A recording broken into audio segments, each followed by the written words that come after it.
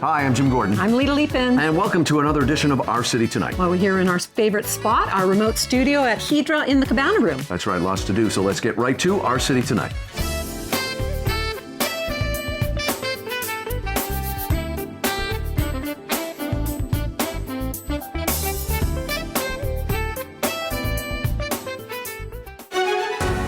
This segment is sponsored by the Richmond Sentinel, providing news, entertainment, and human interest stories in print and online.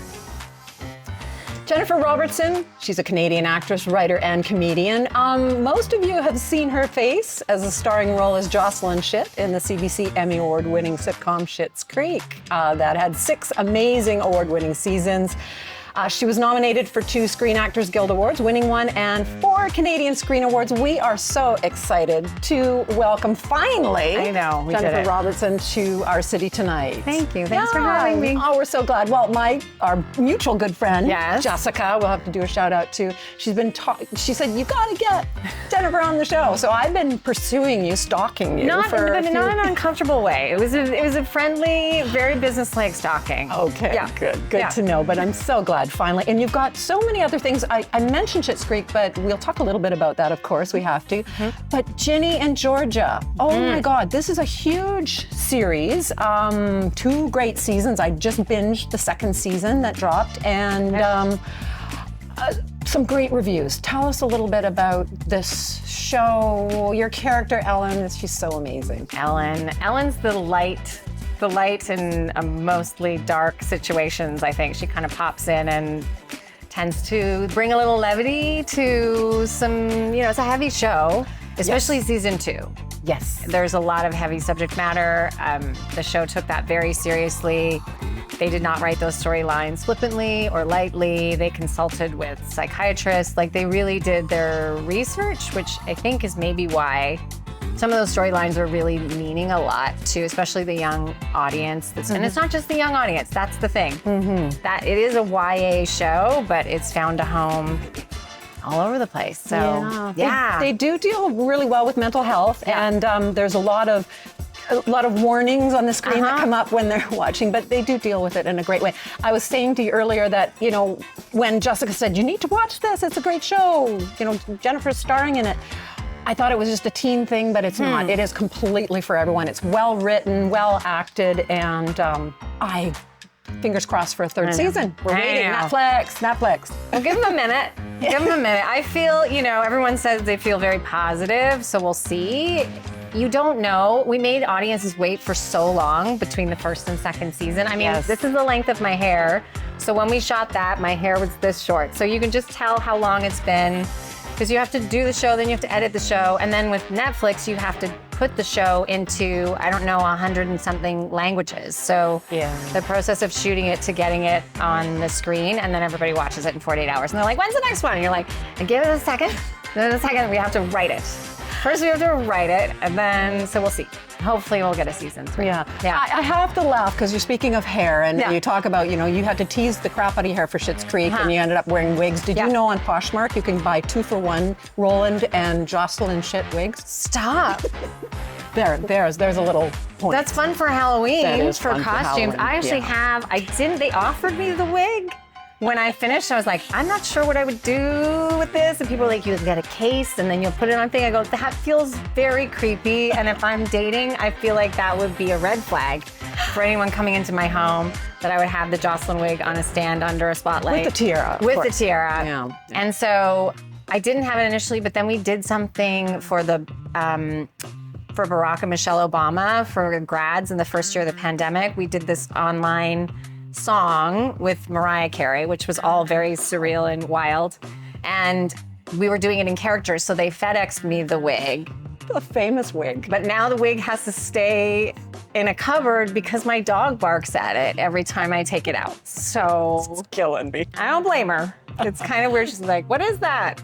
I'm going to go back a little bit. You were born in Canada. Were you born in Vancouver? I was born in Calgary. Okay, in Calgary. Lived in Salt Spring for a while. Raised in Vancouver, though, right? And then moved to Burnaby when I was 8. Okay, perfect. So, Now, and you come from comedy. You're both, your dad and your stepmom were the double exposure, CBC, wonderful comedy team. They were. So was it funny in your house all the time?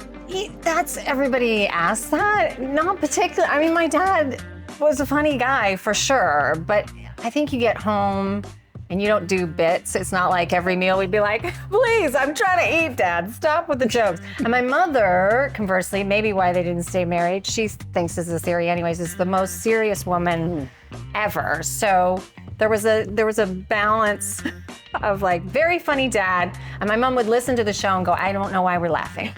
What am I listening to? Okay. Why is this? So I had a little bit of both at home. Okay. She's lightened up over the last few years. That's good. She likes a good joke now. Good, Yeah. good. Speaking of jokes, the subtle humor I have to bring up in Schitt's Creek, was that something, because you came from comedy shows, like This Hour Has 22 Minutes, a little bit more in-your-face comedy. Was it something you had to sort of tackle and deal with? Well, they Eugene definitely, when we started working and rehearsing, we had a little bit of rehearsal time before we started shooting. It was definitely, the note was, you don't have to make it bigger. They wanted the characters to, and then everybody kind of found their characters and we all had our little things. Like apparently I do like a shoulder thing. Oh my God, you did continue Jocelyn, doing and I don't, I don't know. We were doing that earlier. Yeah. And that was not just sort of a thing when I'm in the Jocelyn body that kind of happens to me. So, but it was the intention. It's not a multicam. So that was the intention. They're like, don't dial it up like you would in a sketch or in a multicam. They wanted it to be as grounded as those characters can be. Cool. Yeah. Kind of one of my last questions, I guess, Yeah. is what was it like to be working with Eugene Levy and Catherine O'Hara? It was remarkable. Yeah. It was, every day with the whole cast, but especially with them, everybody knows them. They're legends, and they were incredibly professional. Always knew their lines. As actors, as you go through playing smaller roles, you see sometimes, unfortunately, big actors that don't seem to care or don't pay attention to detail, but they absolutely, every detail was tended to, and it was so great to watch and be in scenes with them. And Catherine and I think in season 3, got to spend more time together, and I loved every minute. Loved it. Oh, that's wonderful. Yeah. No, I almost forgot to mention, you, kind of groundbreaking, you were in the first queer rom-com that Netflix put out for a Christmas movie. Yeah. And you worked with the wonderful, crazy, love her, Jennifer Coolidge. I did. It was such a cool, I was sort of in early, so I would find out like every week who another great actor, so Kathy Najimy plays my mom, not old enough to play my mom, but anyways, she's amazing and was so fun, and Michael Urie was my brother. Like every week I'd be like, new cast member added, amazing people. Middle of the pandemic, we were shooting in a house in Montreal, and Montreal they had great safety record, but they had the strictest like COVID protocols, and so the minute the scene would wrap up, we'd all have to scatter so that we were no longer like in whatever. And there was a little woman, Marie Claire, who had a meter stick, and she would literally be measuring, and she'd be too close, and then we'd have to like go. And like the guy who plays my husband in the movie wasn't in my circle, so you'll never see us like standing closer than 20 feet to each other. And he's like, I think we're getting divorced if there's a sequel. I said, it's not looking good, because they don't even stand near you. No, that show's called Single All the Way. Single All the and Way. you can still catch it on Netflix. You sure can. Yes. And lastly, I'm just hoping for another season of Ginny and Georgia. You've got some other secret stuff that you don't want to share with us I do yet. have secret So, stuff I yeah, can't. We'll have to have you back. Okay. So, darn. I can talk about, I'll come back. Yeah. It's very hospitable. Yeah, well, wonderful. Wine absolutely included, and so great. So Jennifer Robertson, Canadian actress, award-winning actress, I have to say. Again, catch her in Ginny and Georgia if you haven't already. Season 2 just dropped. You can binge that. Can. Yeah. Go for it. Wonderful. Thank you finally for being. Thanks. Now I got to go get my wine. Cheers. There I we just go. got my We water. did it. This segment was sponsored by the Richmond Sentinel, providing news, entertainment, and human interest stories in print and online.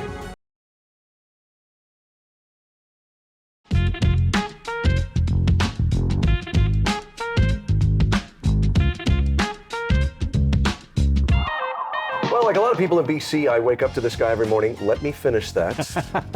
He delivers something very important to all of us each morning, and that is the weather.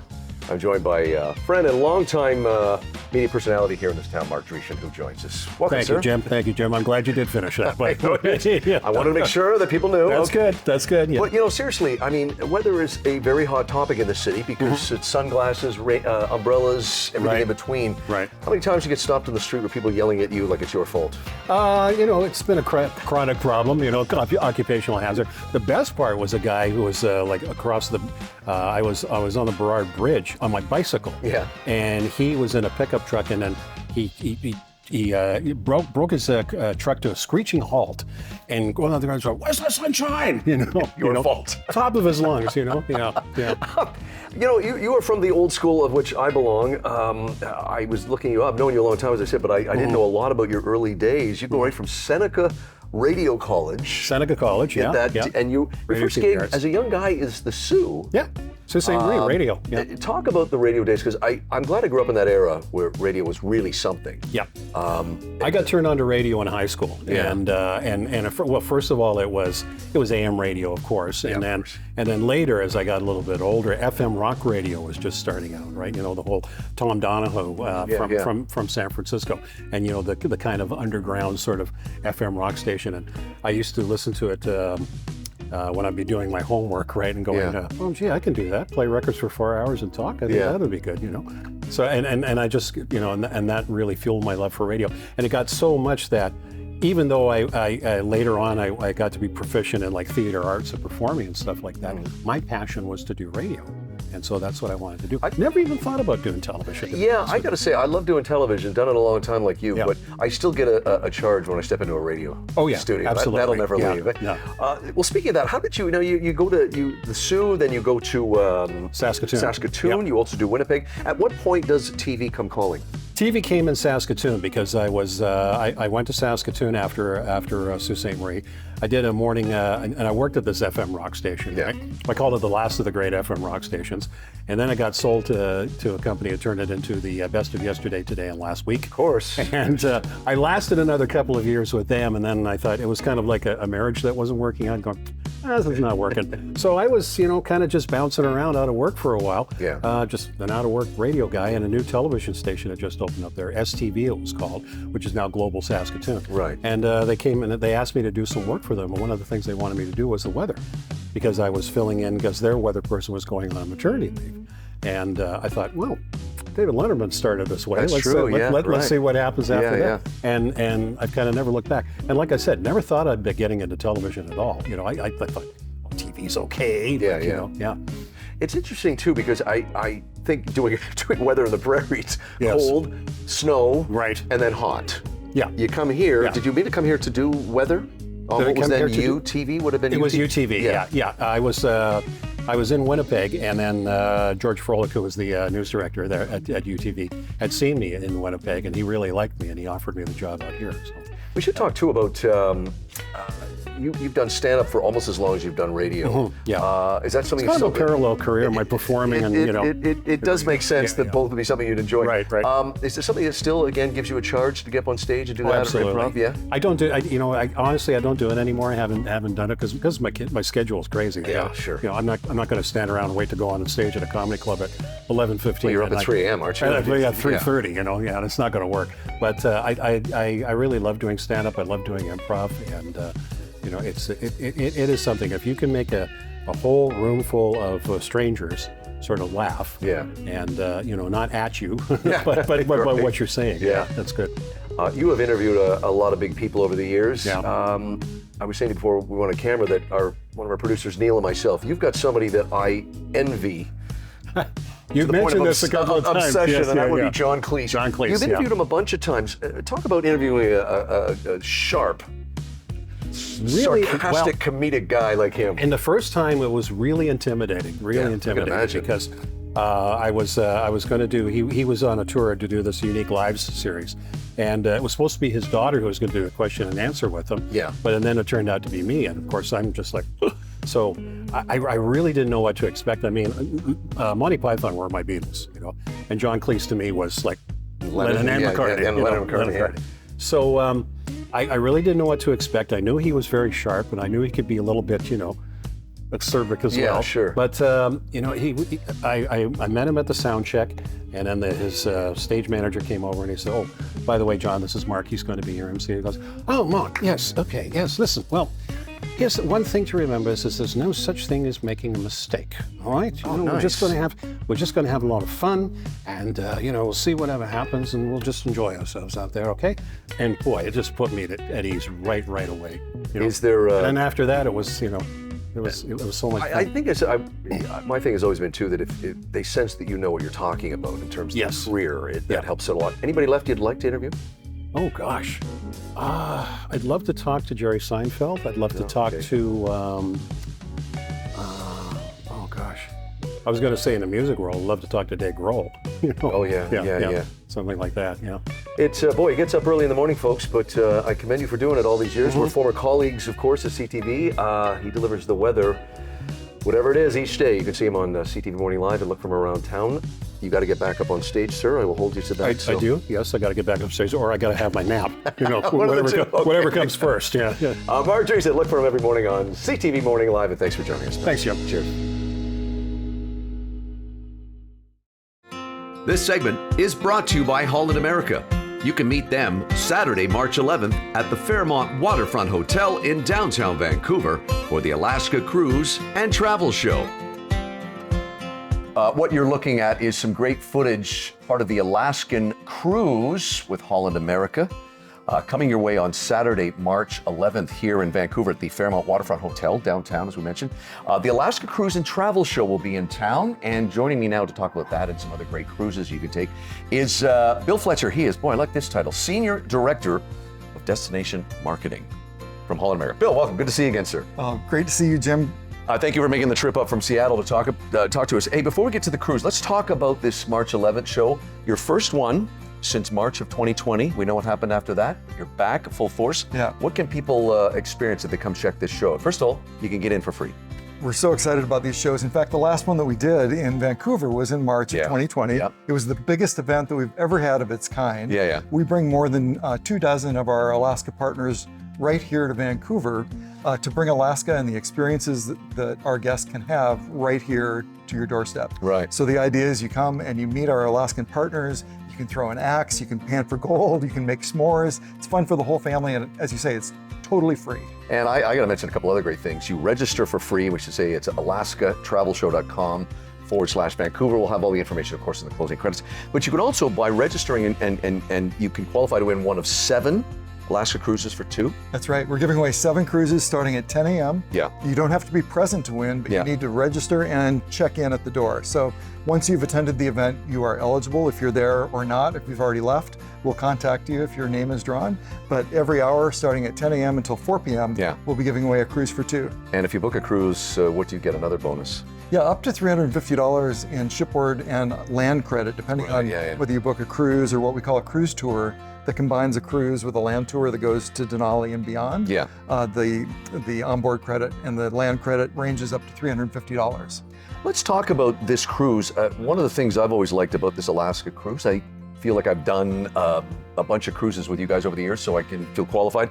One of the things I really liked is if you're in the lower mainland, there's no plane to get on after the trip. It was nice after having a great week to get off the ship and I'm home, right? Well, that's what people love about cruising, right? You step aboard, you unpack your bags, and you move in. Yeah. And for 7 days, you're just exploring and experiencing and sharing all of that with your travel companions. And then at the end, you step off where you started, and it's the easiest vacation ever. Yeah. And let's talk about some of the wonderful things you can experience while you're on this week-long trip. You've got some great stops. A couple of things I really enjoyed, Glacier Bay Park. Is it Glacier Bay National Park? Mm-hmm. Yeah. Just stunning. I was just shooting all day. Well, it's a real privilege to even be able to cruise to Glacier Bay. Few cruise lines have that privilege. Yeah. Holland America's got more permissions to go there than anyone, so we include it on all of our Vancouver sailings. Everything that sails from Vancouver includes Glacier Bay National Park. Right. And it is truly world class. I mean, if glaciers are on your list of what you hope to see in Alaska, Glacier Bay is where you want to go. I sat just on the deck taking photos literally all day. It was we're there for a full 8 hours. Yeah, we have a national park ranger on board, interpreting what you're seeing, interpreting the native history of the area, the wildlife, the glaciers, all of it. It's truly a remarkable experience right in the center of the itinerary. It's kind of bookended by stops, as you know, in Ketchikan and Sitka and Juneau. One of the other things I really enjoyed was the White Pass Yukon Rail. It's Skagway. Skagway, yeah. It's a great journey that doesn't take up all day, like many of your land tours. Talk about what people can see on that. It's just a great old-fashioned train. Skagway is one of my favorite places in all the world. Yeah, it's so quirky. It's a town of 700 people that on a busy ship day, we might have 4 or 5 large ships there. So it swells from 700 people to maybe 15,000 people. The energy there is unbelievable. You can go on flight seeing excursions, land on a glacier, take the White Pass and Yukon Rail over the mountains, go to the neighboring town of Haines. So many things to see and do in Skagway. And it's a town like no other. And then the ships leave and it shrinks back down to 700 people. No, and it's also what's great about it too is that this is their bread and butter, and so they're very welcoming. There's so much to do when you're in these towns, and you're there long enough that even if you don't go on a tour, there's still lots of activities. Well, that's what I love about the ports in Alaska is each of them is so unique and distinct from the neighboring ports because they're not connected by road. They're all there in very unlikely places for very specific and unique reasons. Skagway, for example, was the gateway to the Klondike Gold Rush, right? Yeah. So don't feel bad about it being overrun with a lot of people during the day because it is a boom and bust town. That's why it was settled, was for the Klondike Gold Rush. After the Klondike Gold Rush, it almost went away. And then over the course of the last 125 years, it's boomed and busted several times. Yeah. It's a great season. It's not a long season. It's like May to September, basically, and that's the way you want it. I'm not going on that cruise in mid-January, not that you'd be operating, but I want to mention too, just quickly, that Holland America, there's lots of options, but you guys have won Best Alaska Itineraries, Best Alaska Cruise, and Best Cruise Line for Alaska Sailings from different entities. So you guys really know what you're doing. Alaska's kind of our home turf in many ways. I like to say there's no cruise line that's more invested in the shoreside experience in particular anywhere in the world than we are in Alaska. We've been doing this way longer than anyone else. Before Alaska was even a state, we've been showing visitors the best of the Great Land, as we call it. That's great. We've got a couple seconds left. I just want to mention too that every time I've been with you guys, the food on board is better and better. Yeah. We're not the cruise line of zip lines and rock walls and all of that. Yeah. We're all about the destinations and creating an onboard experience that has really no equal between the culinary program, the entertainment on board, partnerships with B.B. King's and Rolling Stone, it's great music Rock too. Room and Lincoln Center Stage, and the destination expertise that we bring to the ship to prepare you for the places we take you. And I like it too. When I'm down there, you can actually get dressed up too, which I like. Yeah, if you want. You don't need to get overly dressed. Yeah, no. But You got a couple nights where you can put a suit and tie on or a nice gown. Hey, Bill Fletcher has joined us from Seattle here. He is the Senior Director of Destination Marketing. Boy, I like that title. And we should mention again, Saturday, March 11th is the Alaska Cruise and Travel Show at the Fairmont Waterfront Hotel in downtown Vancouver. More details, we'll of course have them in the closing credits, but you can go to alaskatravelshow.com/Vancouver for more details and look for Bill and all the folks there, hollandamerica.com. Bill, pleasure. Thank you for joining us. Pleasure. Thank you, Jim. You bet. This segment was brought to you by Holland America. You can meet them Saturday, March 11th at the Fairmont Waterfront Hotel in downtown Vancouver for the Alaska Cruise and Travel Show.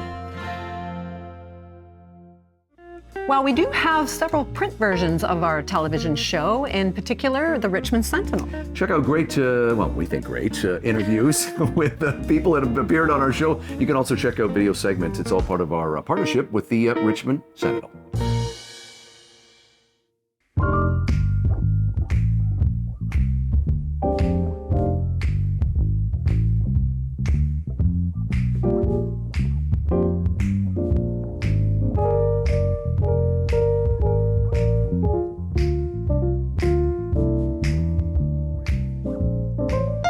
Well, we've gone down one flight from Hydra to a very popular place that is part of Hydra called Wine Bar. Joined with Chris, who kind of oversees everything, the maitre d', the server, everything here. Chris, great to be down here. Thank you very much for coming down. I hope you are able to enjoy what we're trying to do down here. Oh, it's great down here. It's beautiful ambiance. Well, one of the things that we want to do down here is also, if you look behind us, is that we want to do it for Scotch, bourbon, cognacs, beautiful wines by the glass. Also where people after work can come in and have a cocktail, have some tapas, sit, relax, and unwind. Right. It's just like there's not a lot of places in Vancouver that you can go to basically do that. It is beautiful here, and I was just noticing your beautiful glasses. They have glasses that are just, you feel very luxurious down here. And you know what, one of the things is that what we try to do is, and what we want to do, is brand new, is to get people to come and experience something. That they usually will not if you go to, I won't say other places, but it's like there's not too many wine bars in Vancouver. There is not, and as Lita mentioned, the glasses, boy, if you're coming in and you have a specific taste for a certain type of whiskey, the glass, the ice cube, it matters, and you've actually adapted that. All very, very specific. Absolutely, and that's one of the things is like with my experience over the years in the industry, I've seen what glassware is, what customers want, what people like, what ladies want. You know, it's like what gentlemen want now. So when they come in after work, they kind of look and go, what do you have for scotch? Yeah. Right? You know, there's a lot of places that you go to, they don't have a menu. The other thing that we're doing is, with the help of my team, is we're going to put a cocktail list together that we're going to use our bourbons, our scotches, and our cognacs, and we're going to have a little smoker. So you can make whatever cocktail you want from those 3 categories of booze, and then have it smoked. Nice. Beautiful. Tuesday to Saturday, 4 p.m. 4 to around 10 or 11, because we also don't want to turn it into a nightclub. Right, yeah. Right, so we wanted where it's going to be classy, where you can come in, and the ladies feel comfortable, the gentlemen can bring business people, have a glass of wine, have a bottle of wine. The ladies can bring their clients. So it's basically what we try to do is try to get everybody involved, and especially the business sector. That's what you want. Yeah. Wonderful. Well, I think you're doing a great job. Well, and thank you very cheers. much. Cheers. Your Thank you, success. Chris. Thank you very Cheers. much. Wine bar here on the ground floor, street level, just below Hydra. Chris, thank you. Thanks, Chris. Cheers. Let's have Cheers. a sip.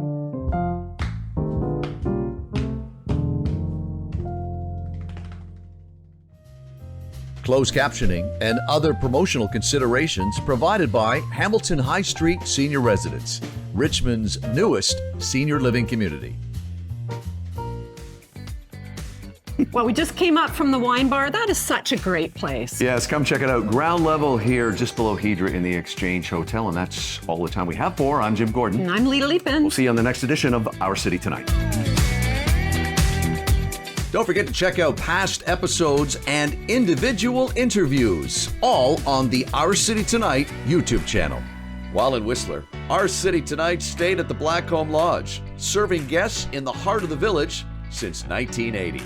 The Richmond Sentinel, providing news, entertainment, and human interest stories in print and online.